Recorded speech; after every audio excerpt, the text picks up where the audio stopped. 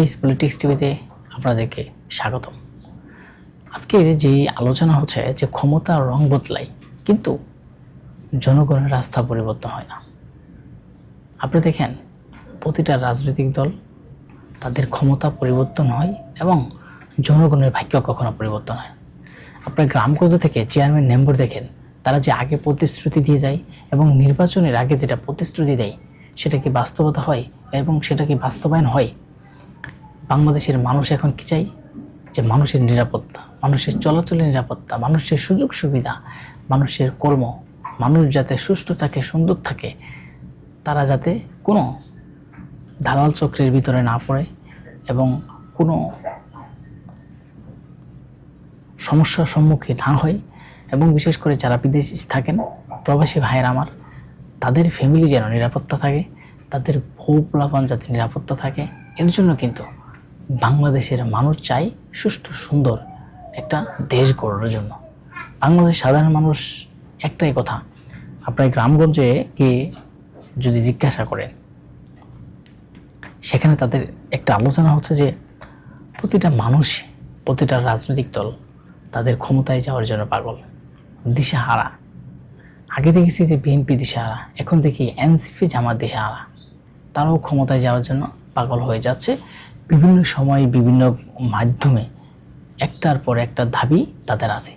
আজ পর্যন্ত বিএনপি যেখানে একটা দাবি নিয়ে মাঠে নামে নাই, সেখানে জামাত এনসিপির দাবির শেষ নাই।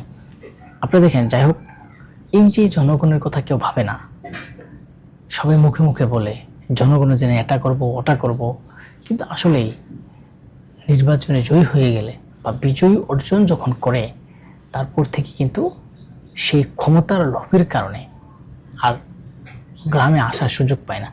বিশেষ করে আমরা যে এমপি মন্ত্রীরা যে আজ পর্যন্ত যারা মানুষের সামনে প্রতিশ্রুতি দিচ্ছে, মানুষেরকে কথা দিচ্ছে আমরা এটা করব ওটা করব, কিন্তু নির্বাচন পার হওয়ার পরে কি আমরা দেখি যে ভাই সংসদে এখানে নিয়মিত বসতে হয়, বিভিন্ন জায়গায় যেতে হয়, বিভিন্ন রাজনৈতিক বক্তব্য দিতে হয়, আসলে গ্রামগঞ্জে যাওয়ার মতো সুযোগ মেলে না। দেখেন, আপনি যদি নির্বাচনে বিজয়ী হন, বিজয়ী হওয়ার পরে যদি প্রতিটি জনগণের কাছে কাছে আপনি যান, তাহলেই কিন্তু একদিন আপনি সাকসেসফুল হবেন। এবং তখনই কিন্তু সাধারণ মানুষের একটা প্রতিষ্ঠা, মানুষ এখন কিছু চায় না, মানুষ এখন টাকা পয়সা চায় না, মানুষ চায় মানুষের নিরাপত্তা, মানুষ চায় মানুষের ভালোবাসা, মানুষ চায় আমার বিপদে এগিয়ে আসুক, আমার কোনো সমস্যা হলে সেটা তারা এগিয়ে আসুক, বা আমাকে ফোন দেখ বা আমার কাছে আসুক, যে আমার সুখে দুঃখের কথাটা শুনুক। কিন্তু মানুষ এখন এই বিষয়ে চাই, মানুষ চায় না যে আমাকে 5 লাখ টাকা দিয়ে যান, আমাকে 10 লাখ টাকা দিয়ে যান, আর আপনি টাকা না দিলে এখান থেকে যেতে পারবেন না। কিন্তু দেখেন, রাজনীতির পরিস্থিতি এবং বাংলাদেশের যে রাজনীতির কালচার, সেটা কিন্তু একেবারেই কঠিন বলে বলা যায়।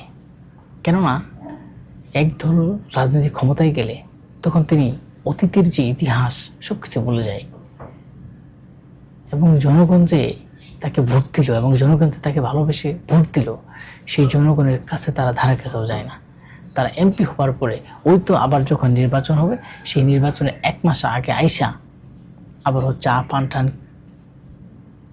খাওয়াবে, খাওয়ার পরে কিছুদিন ঘোরাঘুরি করার পরে আবারও তিনি নির্বাচনের জন্য পাগল হয়ে যাবেন। এটাই দেখি আমরা বাংলাদেশের রাজনীতি।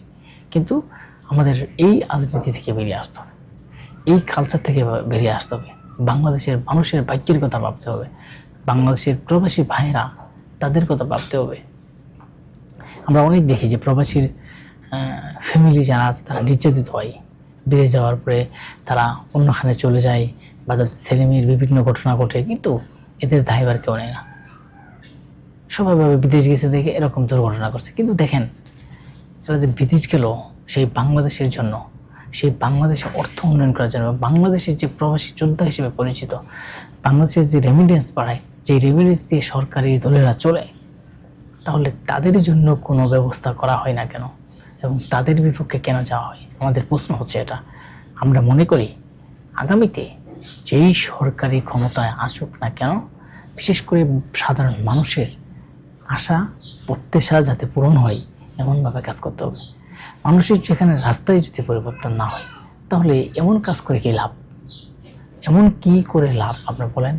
আমরা চাই মানুষের ভালোবাসা থাক, মানুষের আস্থা থাক, মানুষের বিশ্বাস থাক।